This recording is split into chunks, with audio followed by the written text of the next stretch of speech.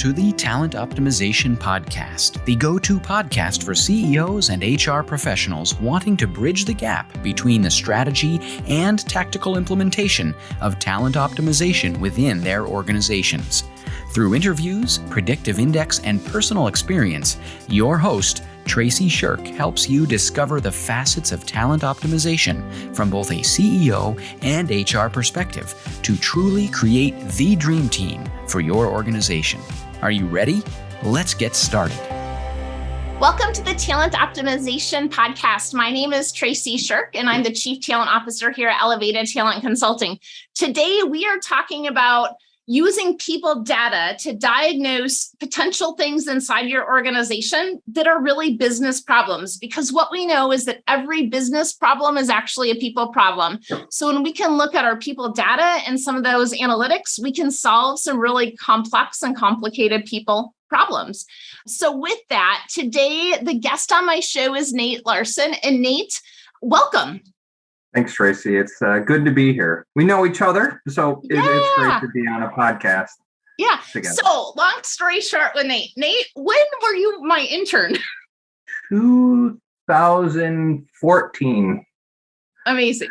So Nate was an intern for me a long time ago at a nonprofit that we had both worked at. And so I'm curious, Nate, how did that internship shape who you are in your career today?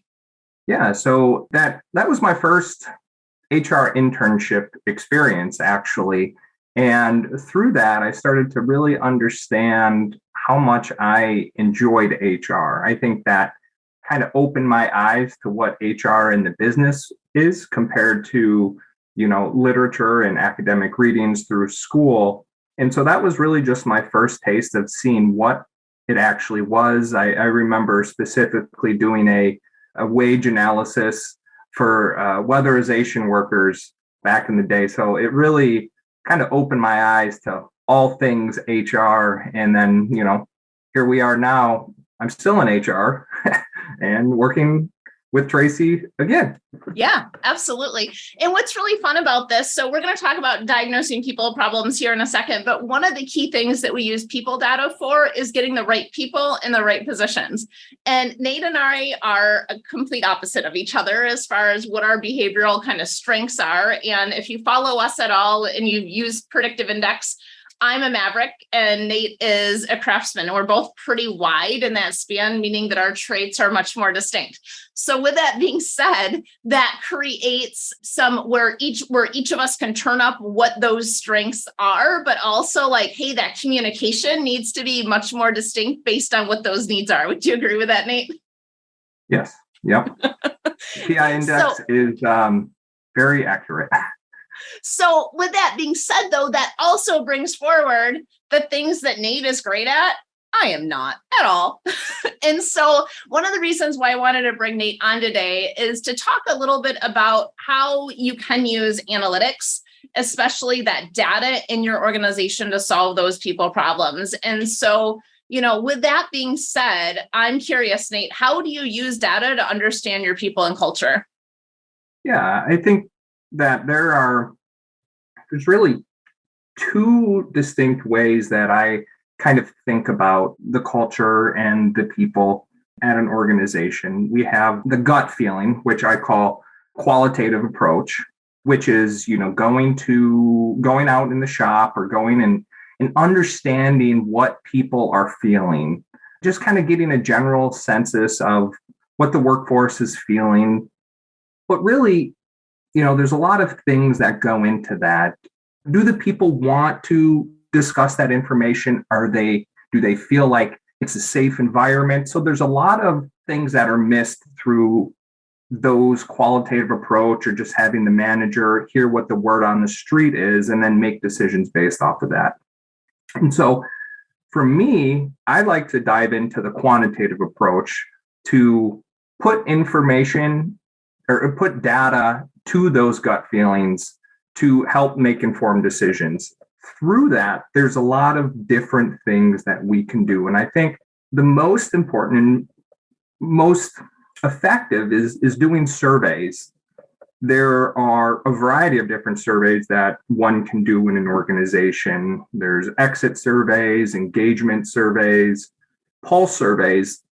And on top of that, outside of surveys, you're able to potentially you can forecast information based on historical trends such as turnover, transfers, performance rating, high performers. When you really dive into the statistics, you can potentially assign individuals a probability to terminate, right? And I think that goes into, there's a whole science around this. There's a whole science between building surveys in itself, and then there's a whole science to forecasting, and there's a whole science to understanding that. But I think that the important part to realize is that the gut feeling should be backed up with some level of data and or some type of analysis to put, the supervisor or the leader in and point them in the right direction, because your intuition, it may be right, but how are you going to validate that? Yeah. And I think there's a couple of things here that you said. One, you don't want to make decisions off of a squeaky wheel, right? Like you need to make decisions off of, is this what is this costing us? Is this really a problem? Because what we know is that if there's not a cost to it, there's not a problem. So often we go to solve things that aren't problems, right? So that data analysis or that survey tells us if this is truly a problem or not, and to what level is that problem, and to what priority level should that problem be. The other side I want to touch on, especially for our listeners that are mostly small organizations, is yes, there's absolutely a science to creating surveys. However, you can very easily and very inexpensively create surveys through Typeform, right? Like we use Typeform all the time in our business. And I see Nate laughing because I think he sees how much I use Typeform for everything here.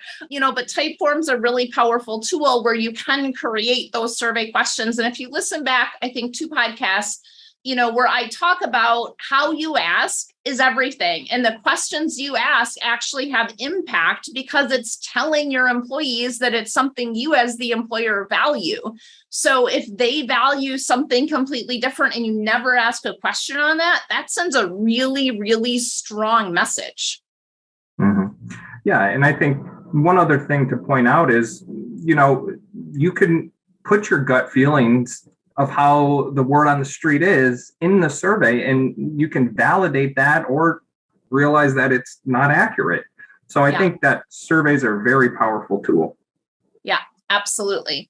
And so we've talked about a couple different surveys. We talked about exit surveys. And I have a love-hate relationship with exit surveys because they're already gone, right? Like I love doing stay interviews and exit surveys and climate surveys. So those 3, because what it does is it allows us to see, hey, why are people staying? What levers can we start to pull with that? And then when we look at climate surveys, we're seeing, all right, what are the trends here for those individuals that are staying or going? And are those matching what people are saying when they leave? The other thing I love to do with stay-in or with climate surveys, and Nate, tell me your thoughts on this, is actually put the performance score against the climate survey so that we can see, hey, who's leaving? Are high performers leaving? Are low performers leaving? Because guess what? Turnover is not a bad thing. However, if we're losing all of our good performers, we are left with our low performers, and the bar in our organization goes down, which creates more business problems, which is a people problem. Mm-hmm. Yeah. And I agree with you in being able to, tie any of this information with individual people. But the other thing that I wanted to point out and make the confidentiality aspect of this is very important to get accurate information as far as exit surveys and impulse information. And so it ends up being somewhat challenging to tie it to individuals. You're able to do that in a roundabout way to get your business outcome. So like exit surveys, oftentimes people that are willing to do it are willing to disclose their names and willing to disclose their, who they are essentially. And then you can manually populate that. But I would always make sure that you think about the confidentiality aspect of it, because people don't take surveys if they don't believe that it's confidential, and they won't be potentially in trouble for providing maybe not so good feedback to the organization. Yeah, and I think that brings us to, so our organization, Elevated Talent Consulting, does provide exit survey services to employers, and we also provide climate survey services to employers. We use two different approaches for that. One of those is through the predictive index. What I love about the predictive index diagnose reports is that it actually gives you a heat map, and it pulls it by leader. So you can see by leader, what are those things that they need to work on and how that is specifically tied to employee engagement, because we know the more engaged, the more productive, et cetera. But again, 100% anonymous within that. And then, we use a series of type forms and, Zoom meetings, et cetera, for our exit interviews. And what gets shared back with those employers is a report that essentially breaks it down by location, or if it's a school district, by school, right? So it's breaking it down by location so we can see overall, here's the total, and then here's what it is. And, so some of our clients we've had for 3 or 4 years, so we've got that trend data and what's happened based on that. And, I think that that's a really important point here too, is that anonymity. So, with those clients, anonymity is paramount, and they want to know, am I burning a bridge by talking to you or not? And so that is one of those key reasons why sometimes it's really important to go outside of your organization to do some of these things. And there's others where it's really important to do it inside, right? So, but using things like the predictive index diagnose tool, which will be coming out with pulse surveys along with the climate surveys, really looks at that and allows you to do it anonymously inside your organization, with a PI consultant. So 100% agree with you on that. So, what I'm super curious about is, so often what we see is that these surveys are done and yet then there's crickets, and that erodes trust. So how do you share data with your stakeholders? What have you seen from your experience? Yeah. So I think that it's an interesting topic, because you, as like an analyst or someone reviewing the data, you may find it extremely insightful, like the best thing that's, the best analysis that has ever happened. But how do you convey that? How do you get other people to understand it? I mean, typically the person that's reviewing the data understands the data the best, but how do you transition that to CEO or the CFO or the HR manager or the director or the business leaders? They don't understand the data like you. So there's a fine line that you have to pick specific information to show them, right? What are the biggest insights that are coming from this data that can be actionable? So to throw data on a slide and then have them analyze it, that's actually what your job, as the analyst job, that's your job to analyze the data and then provide the key insights to the leadership to have them make the decision. So if you find 100 things in the data, you sift through it as an analyst, you make that determination, what you think is the most value added or biggest symptoms in there. So, if you look through it and you see work from home policy is a big issue, or pay equity, or any of these types of issues, you don't want to just throw the data up there. You want to digest it. You want to analyze it. You want to raise those as kind of those key things and then show the data behind that. So first, you want to analyze the data. You want to be able to pick up the biggest trends and then show the information on those biggest key takeaways or key levers that the organization can pull to help improve the information. And I think that as an analyst, this is something that I've learned the hard way. You don't just put data on the screen and hope a senior executive understands it, because then you waste the whole entire meeting having them try to analyze it, because typically they want to get into the data too, but you have to kind of put the horse blinders on to say, okay, well, this has already been analyzed and here are the key takeaways. And if they want to ask for more data, you'd be happy and willing to share that information. But when you got a 30-minute presentation or a conversation with them, you want to come out of that with some actionable items that the leadership can implement, and then in the future start gauging those, kind of focusing their efforts on instead of spending their time analyzing the data. Absolutely. And you said something really great earlier, Nate, and that was it needs to be actionable. So it's like when we're looking at that data, not only does, whatever that is need to be actionable, but it also needs to move the organization forward towards achieving their business goals. And I think ensuring we're looking at it in that context is incredibly, incredibly important, because there may be things in there that's just noise that really isn't going to make an impact on the work environment. And there's many others that are going to make a much, much stronger impact on the work environment. And so, a quick kind of look at what are those 4 levers to employee engagement and retaining staff is fit to role, is the manager, is the team they work with, and is the culture. So does it fit into one of those 4 buckets? Great. Now let's move that forward.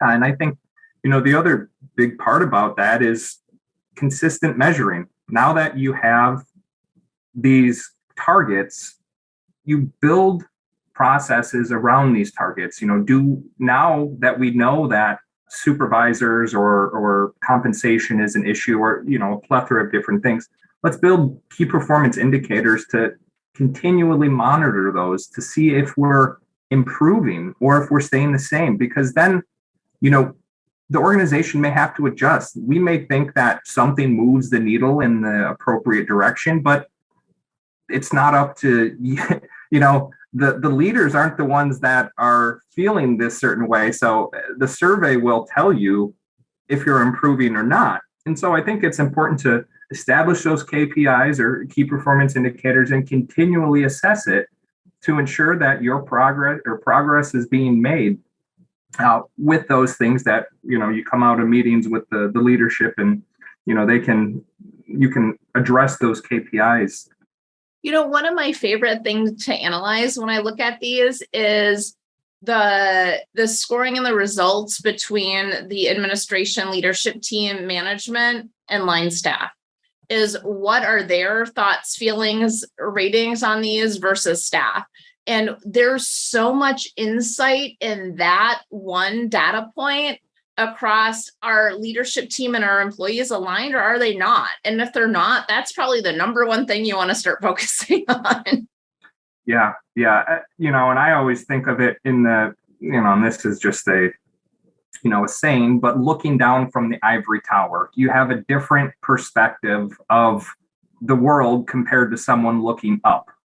Right. And so what you want to do is you want to try to understand the people that are the frontline workers and not make decisions without considering and getting their input. I mean, obviously there's business that needs to happen, but also it's very important to take into their considerations on how to continuously improve the business.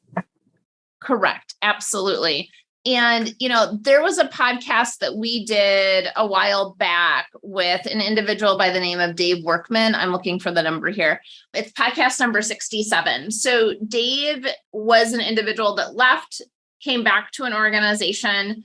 He was a warehouse worker. He was shop guy, yard guy. It was a yard guy. And the insights he gave during our conversation about what was important and why he left and why he came back, and that relationship is so incredibly insightful. And again, it's one data point. And, when we're using this data analytics and we're using surveys in our organization, we want to look at what is the whole, but also digging down a little bit deeper and saying, okay, here's what the whole says. Do we need to start doing some focus groups? We haven't talked about focus groups yet. Are there community action where you did your internship? We would do staff chats, right? Where we would do staff chats to bring folks together to say, hey, let us hear a little bit about what's going on with that. And, we typically brought together our highest performers in those staff chats because they were the ones that were ensuring that we were best serving our clients. Yeah, absolutely. But the focus groups are a critical part after you do your survey, is to bring those people in and, paint that qualitative information from those people, because it's critical to get those surveys, or excuse me, the focus groups, to get the key information that numbers don't provide. Yeah, for sure. So I'm curious, Nate, how have you, because your full-time job is an HRIS analyst, and you're doing this and crunching numbers and looking at this stuff all day long. So what I'm curious about is, how have you used that data to make some really important changes in your business? There's one thing that we've really started to push, and that's workforce analytics. And there is an approach where we have implemented a workforce planning, workforce analytics software that allows us to look at information real time. So we're able to diagnose and understand turnover. I want to disclose this, is that, I work for a relatively large organization, 5,000 plus employees. So this is something that, we have been able to invest in because we believe that the software will provide a lot of value. But ultimately, we're able to understand the transfers in, transfers out, attrition. We're able to forecast attrition into the future based on a variety of different factors, time and role, union status, things of that nature. So it helps us really plan for our workforce. So that's one thing that I'm currently working on that is pretty fun. But the other one is by doing statistical analysis on our engagement survey. And we actually have a pretty robust engagement survey that we do on an annual basis. But one thing that we were able to determine is that through that, we have a question that pretty much says, are you interested in leaving this organization? Right. And this is completely anonymous, so we don't know who this is. But then we're able to tie all of these other factors on the survey, such as culture, work-life balance, my supervisor, culture, etc., to this one specific indicator. And we're able to determine what is actually driving individuals to think about leaving the organization. And we found out that there is an extremely high probability of someone saying they want to leave and then them actually leaving, right? So being able to tie those variables to that key data point of saying that they're interested in leaving, we were able to gain some extremely insightful information about the work-life balance and the work from home. And it really, I believe, drove the organization to have a more flexible work environment based on that.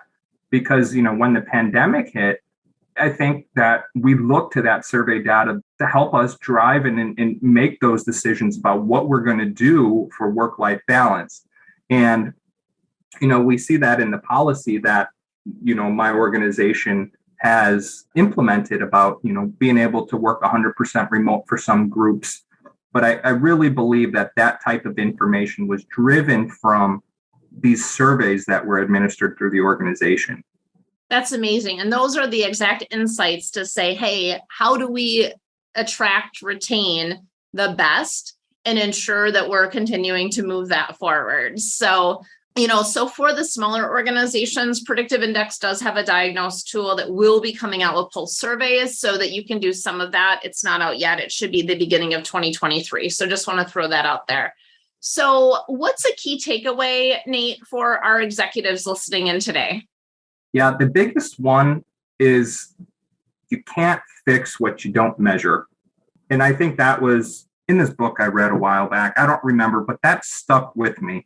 Is you think there's a human resources problem. You think there's a turnover. Well, there's a turnover problem, but how are you going to understand what's causing it without measuring it? And, right. That applies to more than just turnover. But, I think turnover is on the top of everybody's mind at the moment because of the Great Resignation and what happened through the COVID pandemic. But you can't you can't fix what you don't measure. So I would always say that, sometimes, and me being an analyst and a quantitative person is, sometimes it's probably I do it too much, but at the same time, I think you need a little bit of that to counteract some of the gut feelings or that, leadership tends to make sometimes as it relates to your employees. 100%, right? Because it takes that team and it takes the understanding of the and both of you have to have data to back up what those gut feelings are, or, you're going to drive, into something that you probably don't want to. So what's a takeaway that you have for our HR professionals listening in today? I think the biggest thing is to be able to implement these.